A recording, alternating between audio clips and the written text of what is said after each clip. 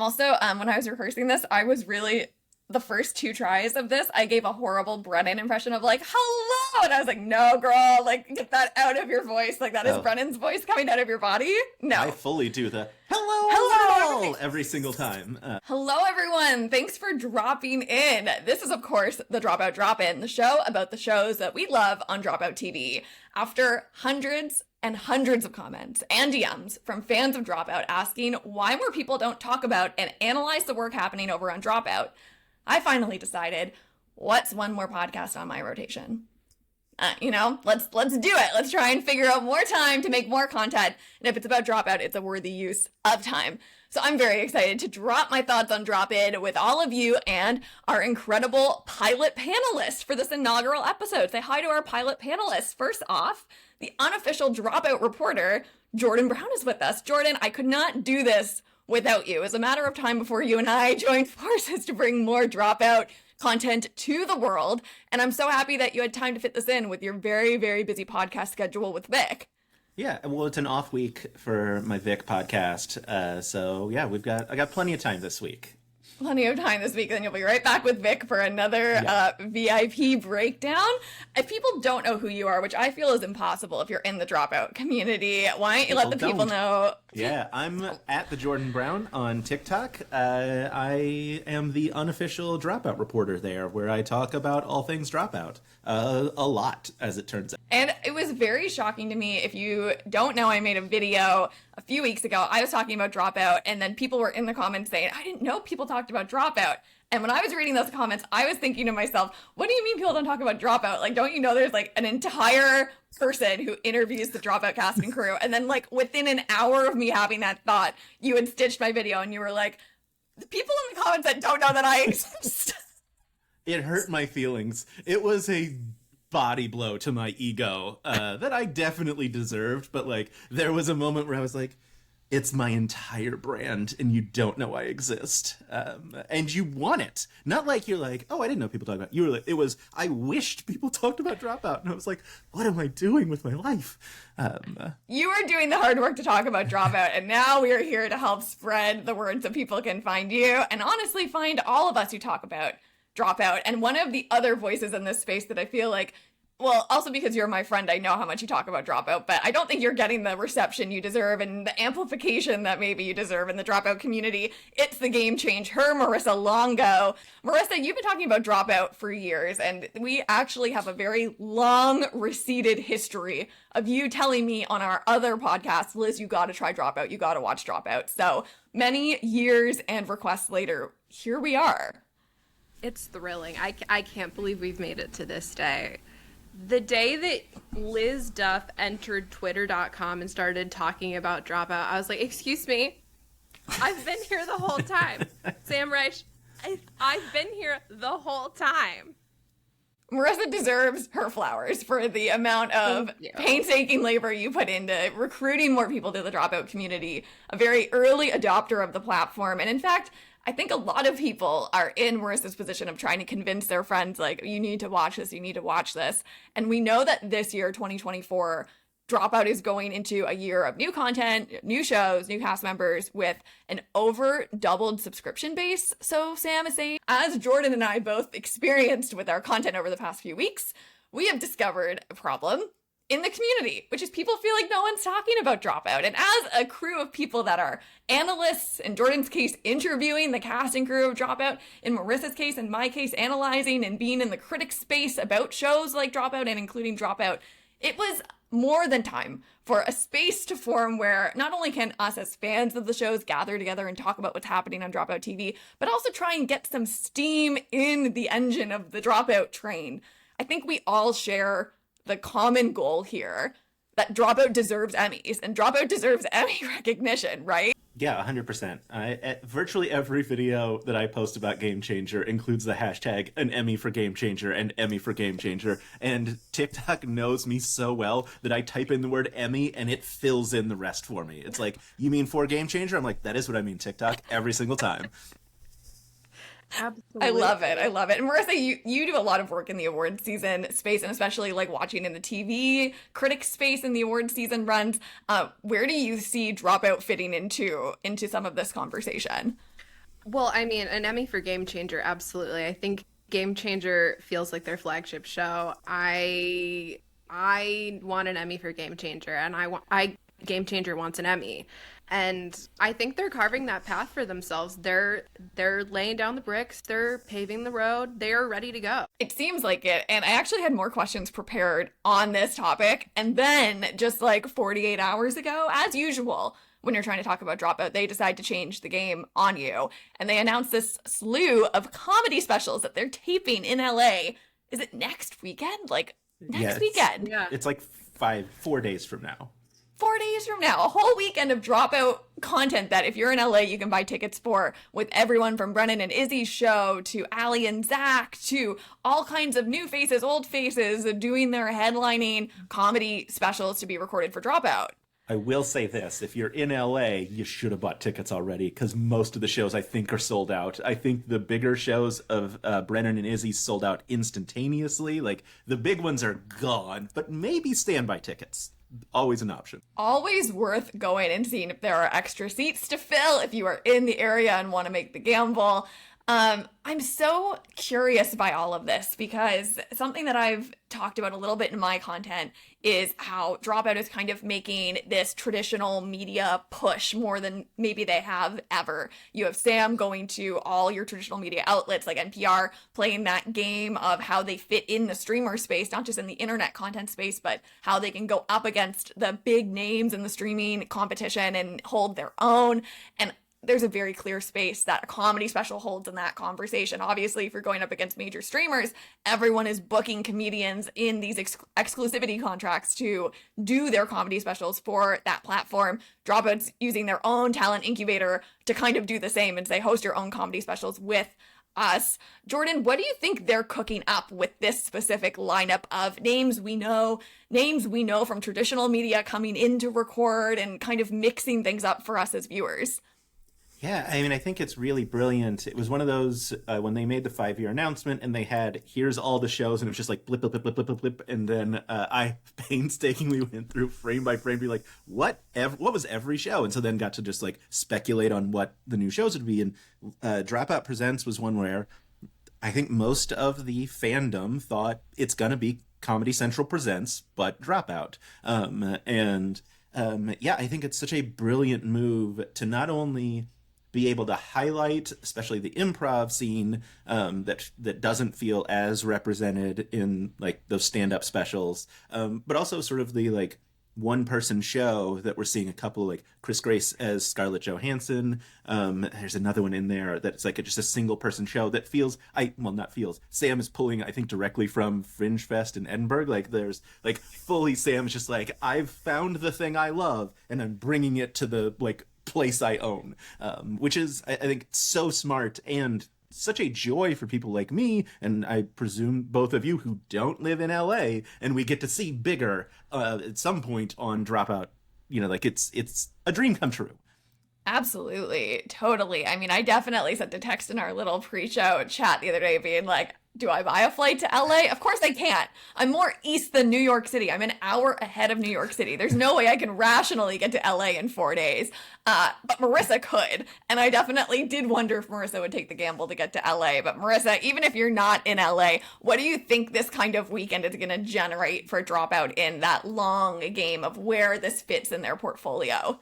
Oh my God. Well, I hope it at once, you know, broadens their platforming, their content, but also like connects an audience and brings people together into like a physical space in which you can like see literally the people that are watching this content, and it generates that like broader excitement of like where this subscriber base is actually coming from.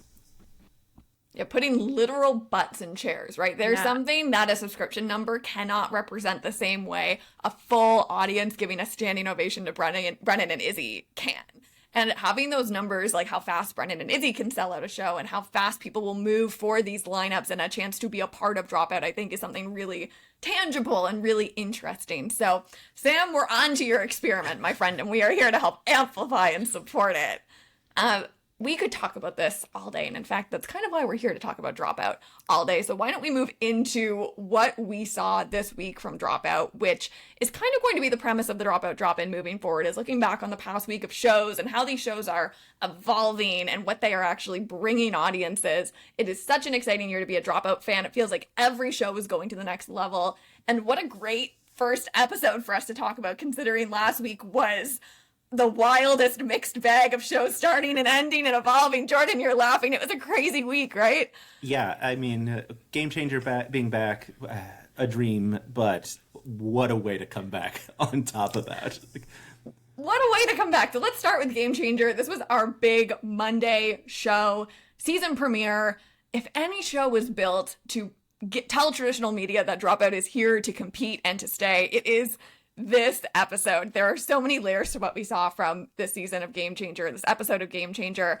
Spoilers if you have not watched the new episode of Game Changer, if you haven't watched any of the last week of content on Dropout, pause now, go watch, and come back. But for those of us that are in the know, let's dig into the season premiere Game Changer. Marissa, you are the Game Changer, our resident expert here in all things. Sam, who's been here the whole time, hosting the whole time, and this show. So give us your expert impression of this season premiere. What stood out to you? It was everything that makes Game Changer so successful. It took something familiar and comfortable and twisted it on its head. It gave us a whole 43 minutes of glorious torture for Brennan Lee Mulligan. The whole production felt bigger and bolder than ever. I loved those little cutaways to those little game show parody situations we had. Everything is just bigger and sparklier and shinier, and it just makes me so excited for what's to come. Yeah, one of the things that I love is in the trailer for the Game Changer season, we saw, I think, almost everything that we were going to get in the deal or no do or no do, or which the various parodies. We saw them and we all kind of thought oh, there's an entire deal or no deal episode, not there's one segment in this super episode. But yeah, I interviewed Kevin Stiller, the DP for Game Changer and Dimension 20, and we talked about, one of the things I asked him was, what's an incredible moment you remember? And he started as a camera operator, and he was a camera operator on Yes or No. And he said he had to literally take his hands off the camera when Brennan was ranting because he was laughing so hard he was shaking the camera, and he realized his footage was going to be unusable. And throwing a entire episode of how many monologues can we get out of Brennan Lee Mulligan, just a brilliant start. It's never gonna miss. It's perfect every time. And that's something that, as a producer, and I do have, I keep saying I have a producer hat and I never remember to wear it in moments like this. So next Dropout Drop-In, I need my producer hat on to say all of my production thoughts on Game Changer.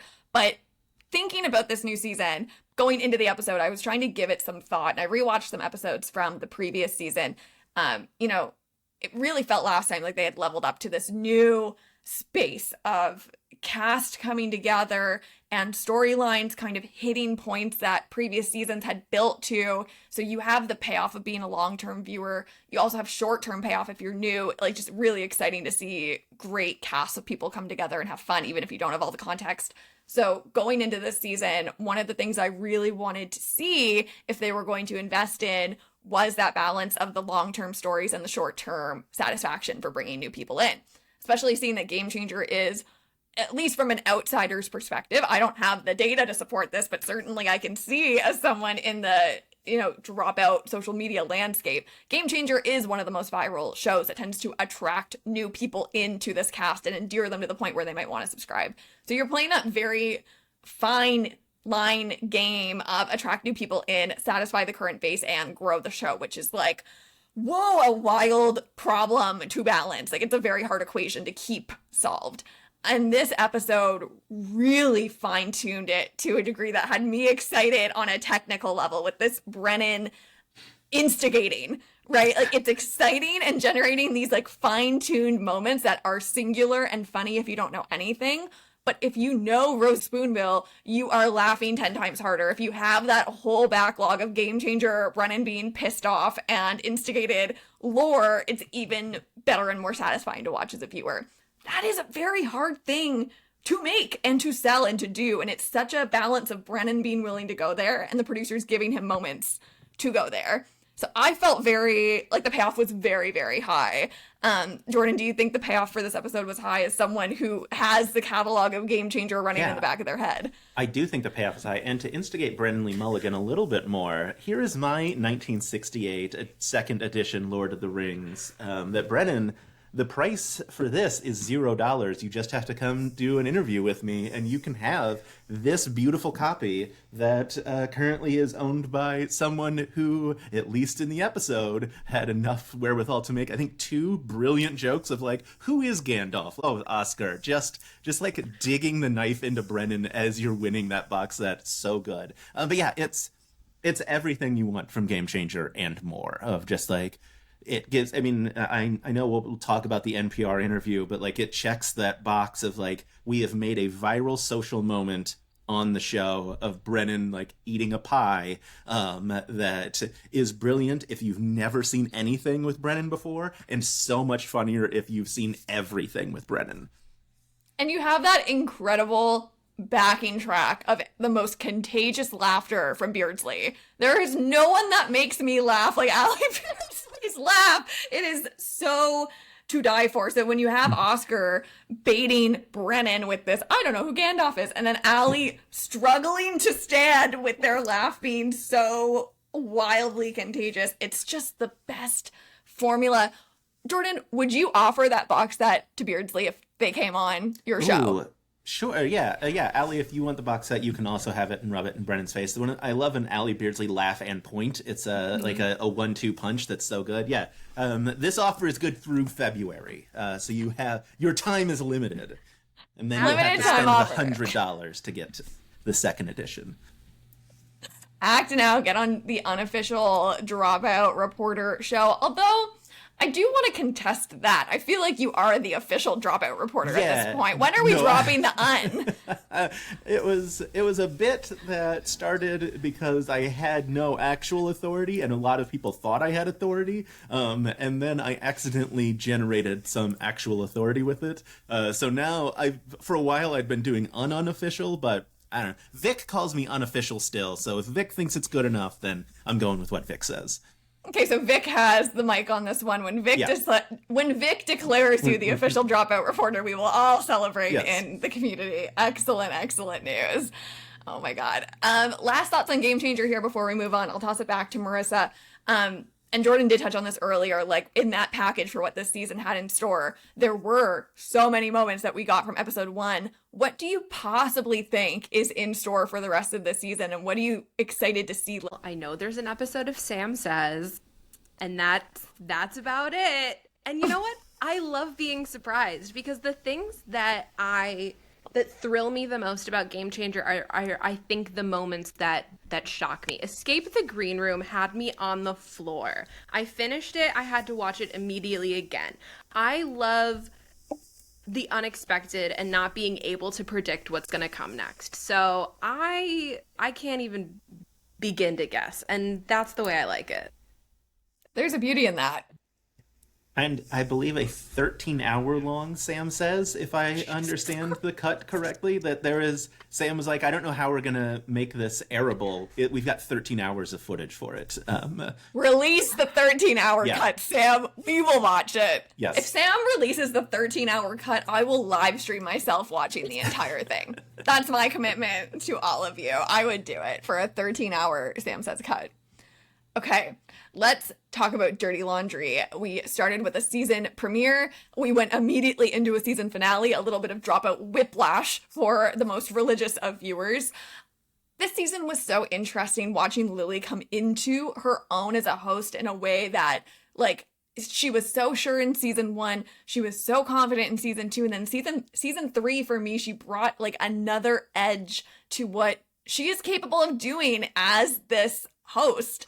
My big thought here that I just need to air to the Dropout gods that may be listening is that Lily needs to become the Andy Cohen of this entire brand. As we expand out and get more Dropout lore and bring more people in, I want Lily hosting the adventuring party for the finale of Fantasy High Junior Year. Get Brennan on the couch with the cast breaking down what happened. I want Lily breaking down the actually after season like recaps and the Game Changer season premiere. Like, Lily should be hosting all of the tea of every season of everything happening on Dropout. Give her the platform to give us all the gossip that we're dying to know. Agreed. Yeah. I have nothing to add. You're right, and you should say it. And we will. Yeah, as you were talking about Lily and how she's so amazing, the thing that really like I kept coming back to was like how the panels on Dirty Laundry have continued to evolve and expand beyond like, you know, the friends of Dropout and like the close, you know, your standards, and how we're bringing in a bunch of new faces, and how she continues to stand her ground and manage that scenario. And, you know, it's fun to see it expand beyond just her friends and like familiar faces. And I think that is what makes it exciting for the future and what's going to come next, how that panel is going to grow. My fun Lily Do story, because I can tell you pretty confidently what her favorite episode of the season was. It's the Drag Queens. Yes, and I know that because she was clearly on TikTok looking through the Dirty Laundry hashtag and is novice at TikTok enough that she accidentally reposted one of my videos and then messaged me to be like, hey, I don't know what I'm doing. I was trying to find Dirty Laundry, people talking about Dirty Laundry this week. And it was the week the Drag Queens had aired. And I was like, good on you, Lily. Like, you should find people talking about it because it's fantastic and you are fantastic. But yeah. I love that. I love that we're like, I mean, like, Paul F. Tompkins feels like a very natural fit to the Dropout community, and he posted this picture from the Make Some Noise set, but it felt nice to, like, it feels nice to get in, like, obviously not just him, but a lot of people that feels like Dirty Laundry is their way into these shows of, like, oh, now they're part of the Dropout family, now we can get them onto Make Some Noise, Game Changer, or the Dropout Presents. Like, this is sort of 100%. An introduction couch. Mm-hmm. I love it. I think you've nailed it. It is an introduction couch. It is also an introduction couch in the sense of people that we want to see open up. Like getting someone like Brennan on the couch, and we keep going back to Brennan just because he's a pretty singular person within the entire Dropout cast. But we see so much of him. We see so much of him within Dropout and his own content outside of Dropout. You get him on the Dirty Laundry couch, it is a completely different side of Brennan that a lot of the other properties only give us glimpses of.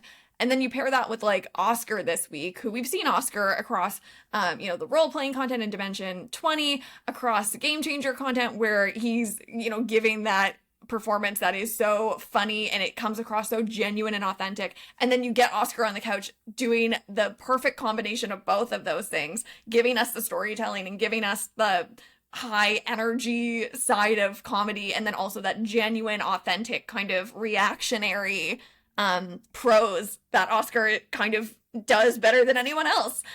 It's like the perfect way to unravel people so we can be more endeared to them and then want to watch them in more things, which is something that I think if you're trying to grow a talent base the way that Dropout is and get us invested in the specific people that, are doing Dropout more than any other streamer or any other show, like that's so important to keep us moving and keep us going with their flow and not saying, well, I think I'm more invested in a show happening on another streamer or happening on YouTube or happening somewhere else. I think Lily Do, we got to see you on like Love is Blind or Love Island. Like get Lily Do to host a Love Island. That would be so killer. That'd be so killer. I'd eat it up.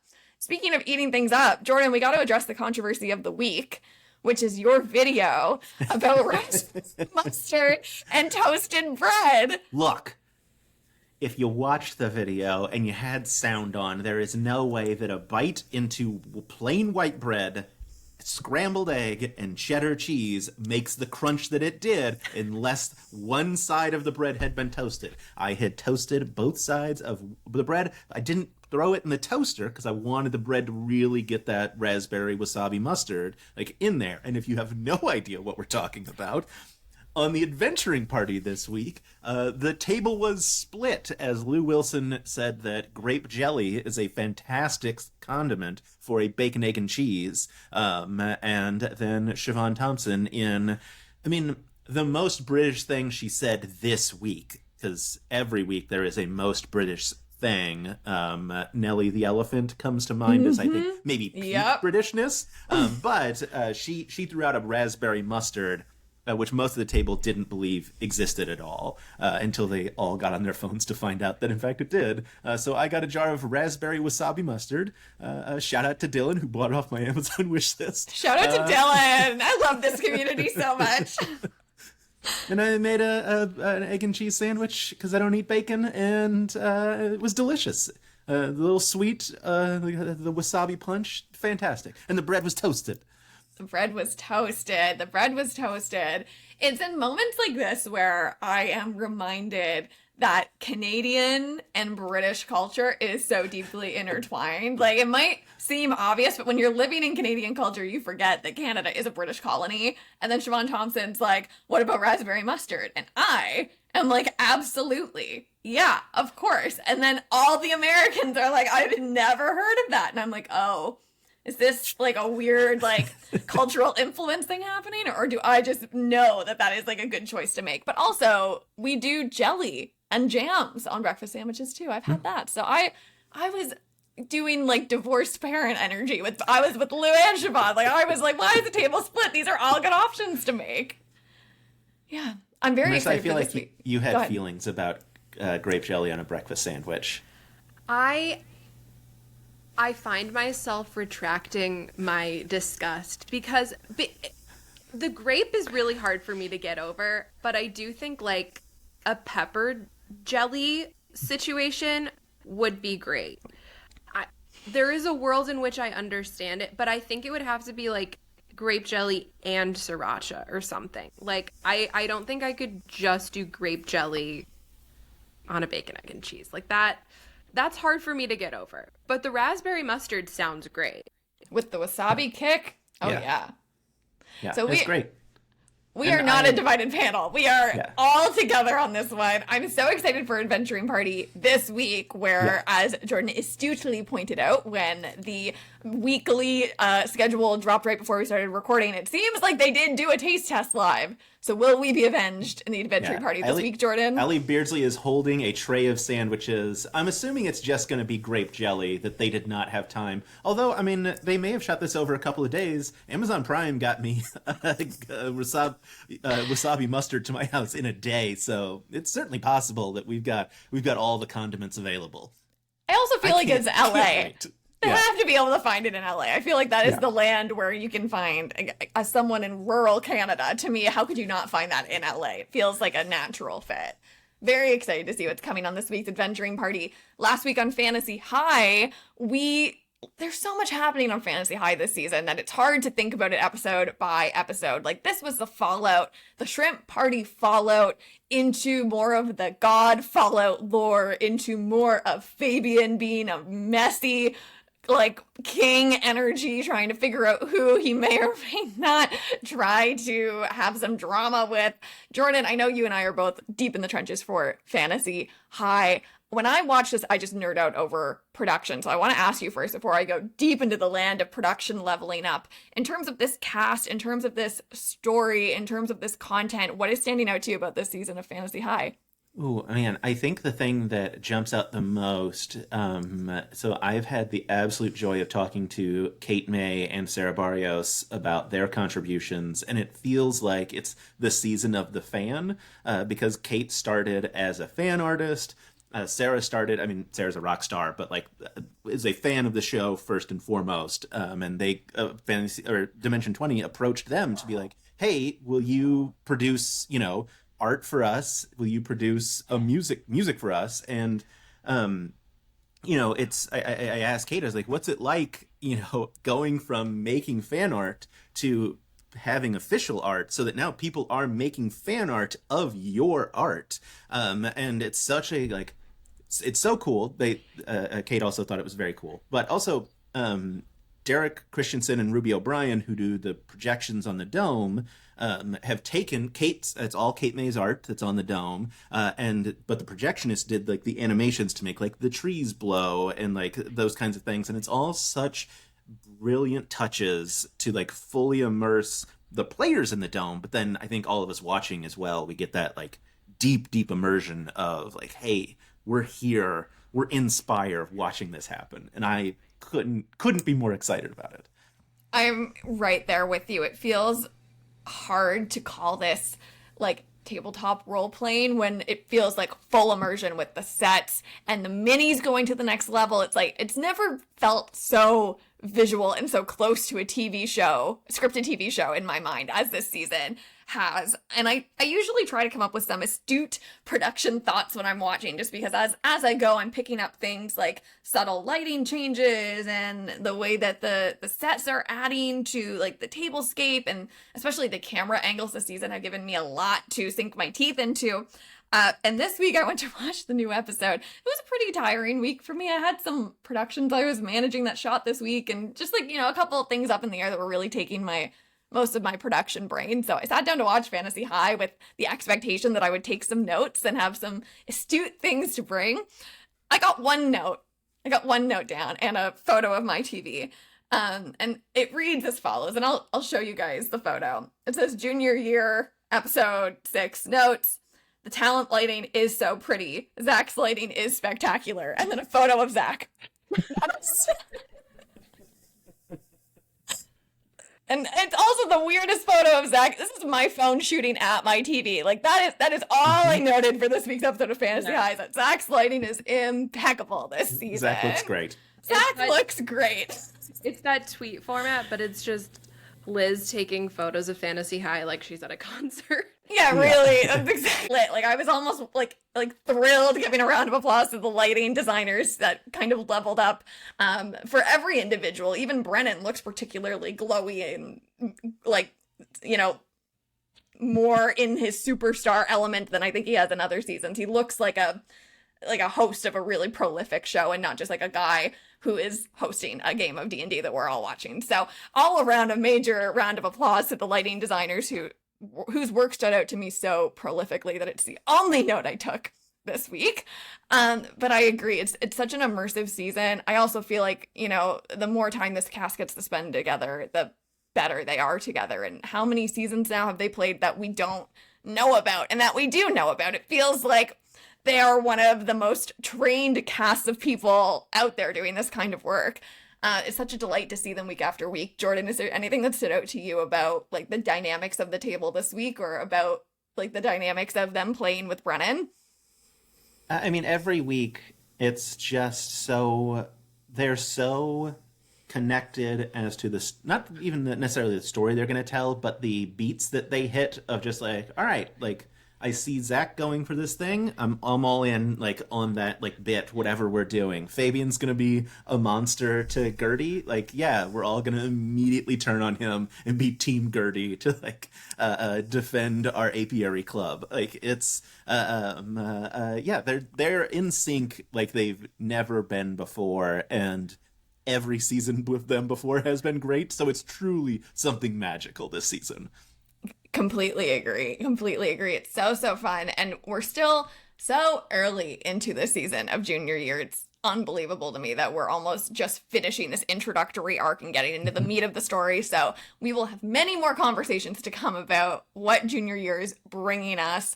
Another show that we are in the midst of, in fact, maybe coming towards the end of the season arc of, is Very Important People, right? It is people, very important people. I always think it's Very Important Person because it is the most very important person, Vic, who's hosting this show. But no, it is in fact all of the people that appear on this show.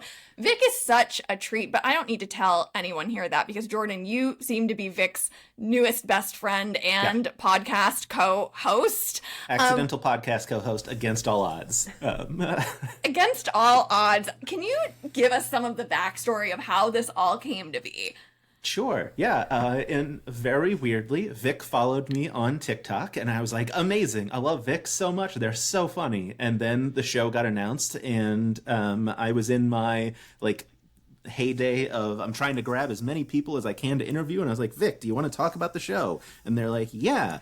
And I instantly surprised, because every bit of my life feels like at any moment someone's going to be like, just kidding, and pull the rug out from under me. But we talked after the first 2 episodes. So I actually, the second episode hadn't aired yet, but they had gotten me an early copy of Denzel Right with on. Ife Wadiwe. And so we talked after those first 2 episodes, and I was like, and it was super fun.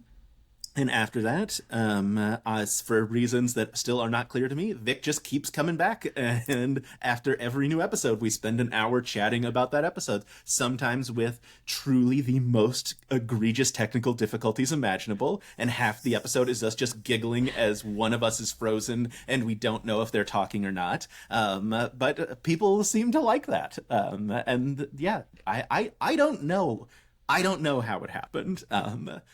You're giving us the content we need, though. Like, Yeah. I think you actually add something to the VIP show landscape by giving us more time with Vic. Because this week we got the last looks, where it gives us the crew, the very talented and now Emmy-nominated hair and makeup crew that put together the guest looks. But actually hearing more from Vic about the conception of the episodes and the approach of the characters and just everything about it is so important, because Vic is what grounds the whole thing. Yeah, I think, you know, like the I remember after, I think it was, I don't know if it was after Denzel or after Nana, there were people on, I think it was after Nana, people on the Discord as well as I think Reddit were like, oh, you know, it's crazy. Like, Vic seems to accidentally be making a character that, like, Coast Vic has like a life. And Vic was like, it wasn't an accident. The director Tamar and I spent so much time building a life for Host Vic that, like, I could pull from, and we would have like all of these things so that I had this grounded sensibility in these interviews. This wasn't an accident. And I think that is what works so well about the show is, and all the credit to Tamar for her choice in the order that they're releasing. Yes, because absolutely. Vic got beat down, like, physically and emotionally by Princess Emily, by Denzel. I mean, they ended okay, but like it was not the happiest episode. And then very much by Nana. And so then to see them sort of turn the tables on the living dolls to just be so cruel for no reason, it made this beautiful narrative arc. And then to fall in love with Dr. Milk because I mean, obviously, because Dr. Milk was so charming, but you know, like it's making such a cool arc of the show. And you know, Tamar did that, I think, within the episodes. As I've talked to Tamar about this, that, you know, like if they went on a brief break during the episodes, Tamar would be like, hey, you know, you've been talking about how, to the Denzel episode specifically, you've been talking about how you're upset that he's living in your guest house. What if you, like, move towards acceptance? And, like, gives, like, a note like that so that the show itself has a narrative arc in it. And I think she brilliantly did that in the episodes and has brilliantly structured the show as well. And I could talk about very important people so long. I messaged Vic this morning to tell them that they're going to win an Emmy, a thing I've already said to them, because The Observer posted an article that was like, very Yes. important people is very nearly perfect. And so, yeah. Absolutely. Absolutely. Yeah. And I would love to see this show grow to be similar to the conversation we just had about Dirty Laundry, a place where improvers, like bringing in a Wayne Brady, like bringing in people from external to Dropout cast, can come in, do a VIP, and really sink their teeth into this crazy, silly, goofy, Dropout owned improv genre, with Vic grounding it in that very real traditional media parody. Marissa, I know this is a piece of the VIP conversation that you think a lot about as someone that, again, is like very tapped into the traditional media space. When you're looking at the guest lineup for this show, especially this week with Josh Rubin, who is so familiar to all of the long-term Dropout subscribers. We've got the Josh Rubin lore for time eon. Marissa, what stood out to you about seeing people like him who are so good at their craft come in and bring us something totally new. I want to say unexpected, but also kind of totally expected and just maybe surprising. Yeah. I had this experience while I was watching Josh's episode. I was like, oh, I'm so excited to see what he does. And then it was absolutely not what I expected him to do. And yet it, by the end of it, made complete sense. And I was like, oh, of course, this is what was going to happen. He was going to become like 3 different people at once, obviously. I think it's such a fun, the structure of the show is such a fun showcase for these people who we know or maybe don't know, either way, to like have a one-on-one sort of relationship. Obviously they're playing a character, but you get to see them shine for that full episode length, whereas like a Game Changer or a Make Some Noise or even a Play It By Ear situation, they're part of a larger company. And I just think that that structure of the show allows Vic to shine and also the guest, and I love it. It's so good. And Josh was a great example of like showcasing singular talents within Dropout. I think he's one of the only people, if not the only, that you could have given that puppet to and seen that kind of result to with no rehearsal time. Yeah, it blows my mind that he was able to just be like, oh, I can like transition between myself as Kep and myself as Dr. Milk so seamlessly, like back and forth, was truly mind-blowing. And I mean, obviously Josh started. I mean, this is the spiritual successor to Hello, My Name Is, Josh's show, where he was getting put into those prosthetics, which is why in the last looks they were like, look, he was gonna know whatever we were putting on him. We knew that, and he instantly was like he called every single thing that they were doing. But I think then adding that puppet, a thing he couldn't have predicted, made it so brilliant of a move to be like, all right, you're going to guess all the makeup that's on you, but you're not going to guess we also have a puppet waiting outside. And then truly, I don't understand how his brain works that he was able to do that with no prep and just like so flawlessly make that transition. Yeah, it was wild. I love it. It was wild. And I think it also shows like when you have the talent incubator mentality that Dropout has, they knew that Josh would be able to predict the prosthetics. They had data to show like Josh is going to thrive in this environment. They knew the exact thing that they could pull with him, the puppet, to make him be totally thrown and have to adjust his strategy. They knew exactly how to A, like create that moment, B, film that moment, and then time box it in a way to put the pressure on to see what he could spin up, which is something that if you're going into a show and you don't have those relationships in history, it's harder to get that out of your cast. It takes a lot more thoughtfulness and research and time and like pre-production to figure out how you could do that. I feel like the Dropout cast had such an advantage on making these episodes so big because they have that understanding of how to make people tick and how to bring that out in each other. And we have to give all of the credit to Vic for going in for that kiss, which is such an integral part of the episode. It was so satisfying to watch Vic go all the way with that. They absolutely took the moment and just nailed it. And then the immediate cut to commercial was what really just was the button on top of it for me. Oh, the Chomsky's commercial. You love to see Chomsky's represented. So funny. Yeah. In our accidental podcast, I asked Vic if it was the first time they'd kissed a puppet. They said at least televised. So, yeah. If you're not watching Jordan's after VIP specials with Vic, do you have an official title for this other than it was called Off the Dome as sort of a blanket for everyone I was going to be interviewing, since it was going to be dealing with improv, but also a lot of like Dimension 20, like a play on like their production. But on my YouTube channel, the playlist is called Very Important Playlist. And then it's just all the Vic episodes. We don't have a name for our show yet. That's brilliant. We're workshopping everything as we're very much building the plane in midair.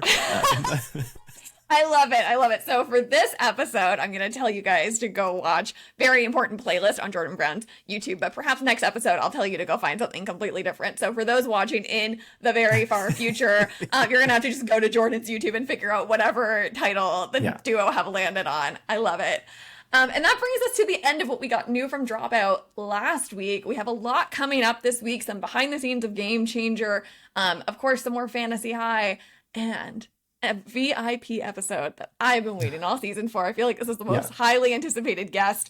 Zach Oyama, it's finally time for him to shine. Yeah, I'm so excited for this episode. These aren't spoilers, but I guess if you want to go in fully knowing nothing, skip ahead 20 seconds, because Tamar told Zach it was the last episode they were filming, because it was, and Zach then leaned into the fact that they no longer needed the set. So I know that about the episode. Excellent. And Vic said, I believe there was a full 5-minute break that they had to take while shooting because Vic couldn't get it back together because of something Zach does. And it's not the moment from the trailer with the protein powder. That's all I know. So something wilder happens that fully breaks Vic. Wow. I've never been so excited. I thought I was already at max excitement for this. So Jordan's just set the bar for this week. I cannot wait to talk about this next week with you guys.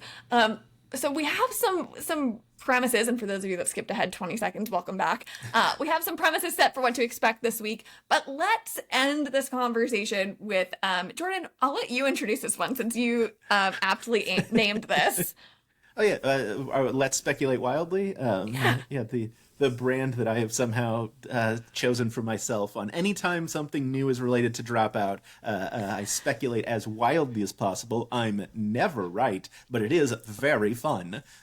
Well, you're joining a crew of people here that we have made so many predictions on the internet that have not been right, but from time to time, Marissa and I nail it. I'm very smart, Liz. All right, you kick us off then, Marissa. What would you like to speculate wildly about this week? Well, okay, I want to talk about Actually, which is actually not coming back this week. It's coming back next week on the 27th. But from the teaser trailer, well, we know we have a new host. We know we have a new fact checker. But it also looks like our shiny questions are coming IRL. It seems like we have physical challenges involved now. And I'm thrilled about that. Let's make nerds climb. Let's make people, it seems like, reach for ring tosses. I don't know what's going on, but I'm excited.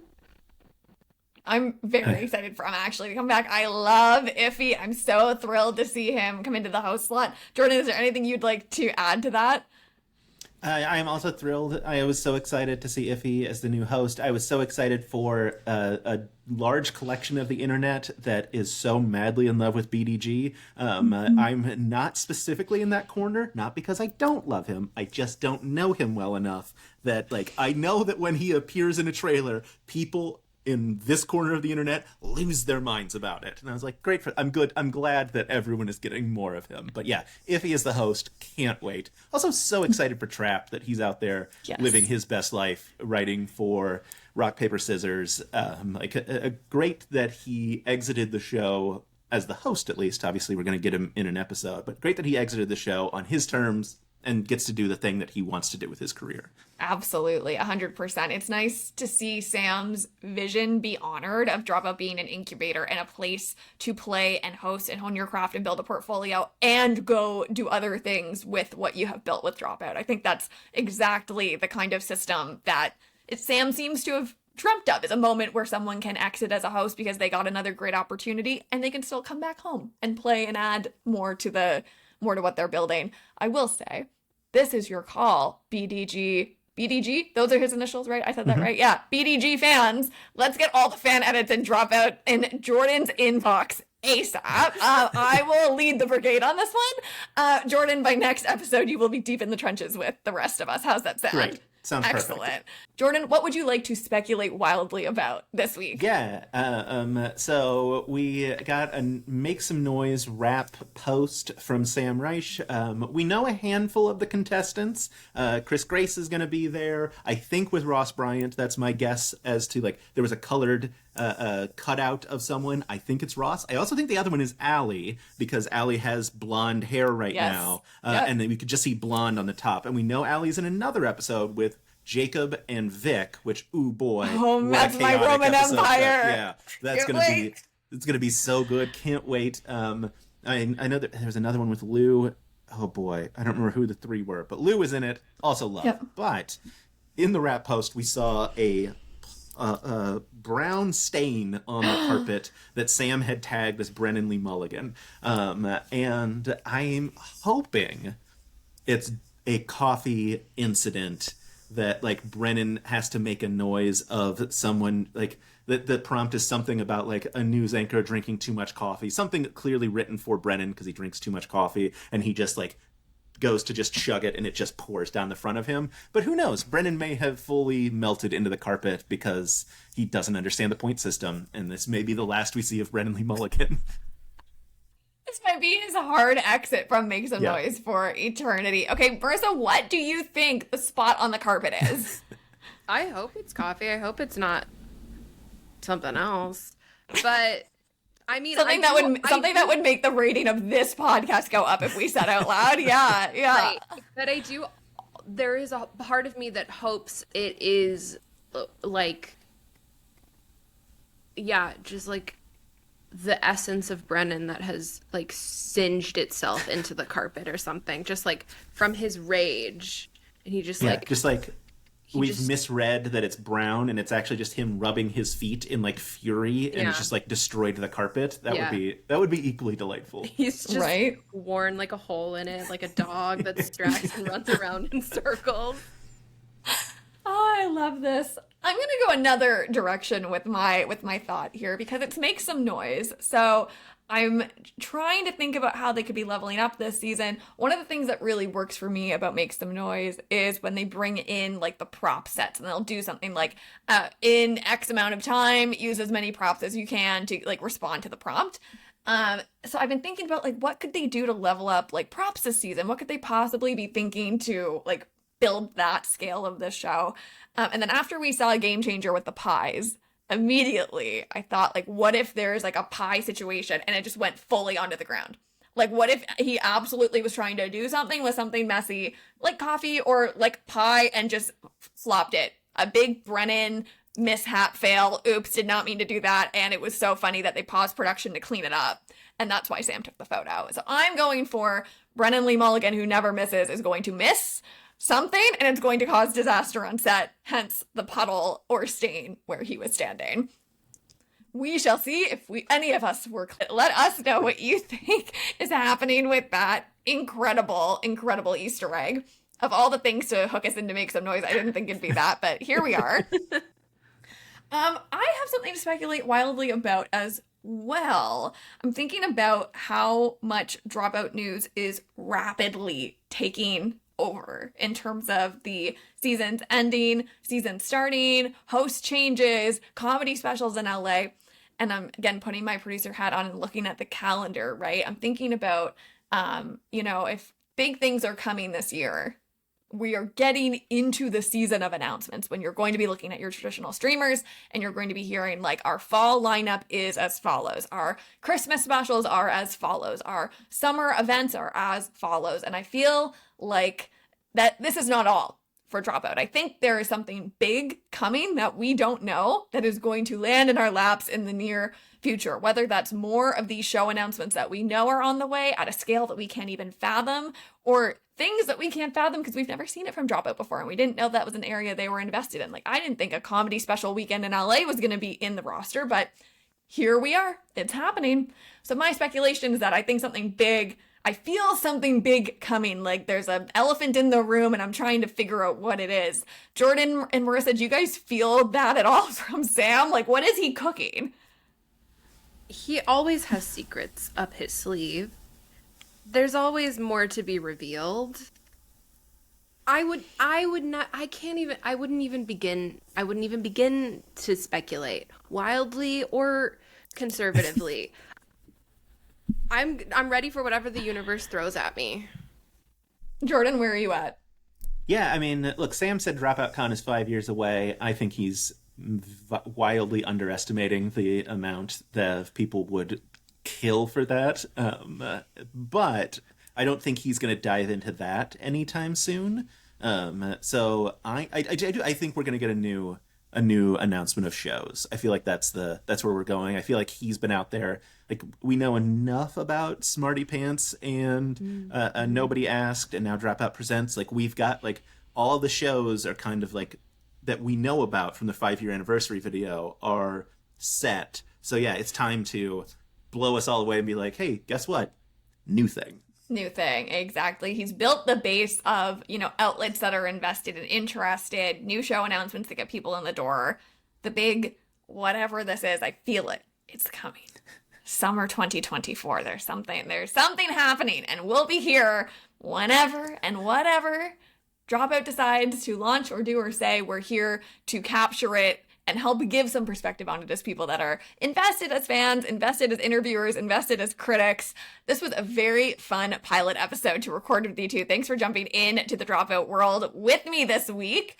Where can people find you for all of your weekly reactions? And Jordon, your next interview with Vic, your next podcast drop?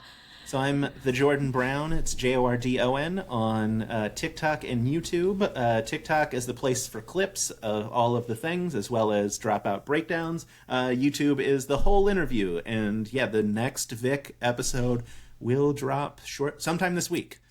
Excellent. I'll be viewer 1. I can't wait. Marissa, where can people find you on the internet this week? And also give people a taste of the other projects that you're currently giving your analysis and critics lens to.